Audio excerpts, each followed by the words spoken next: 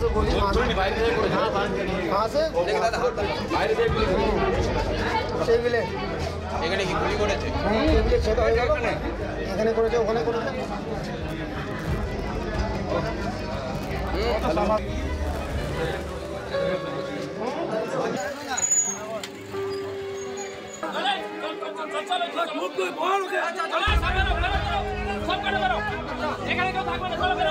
হয়েছে বলতে একটার মধ্যে আমরা সবাই পঞ্চায়েতে একদিকে সদস্য একদিকে আমি আমার কাজ করছিলাম, আমাদের কিছু সিগনেচার ছিল সেগুলো আমরা করছিলাম।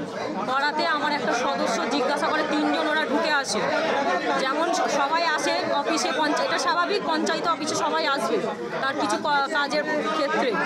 আসাতে তারা জিজ্ঞাসা করছে ম্যাডামের সাথে আমার দরকার আছে, তখন আমাদের সদস্য বলে কী দরকার আগে আমায় বলো।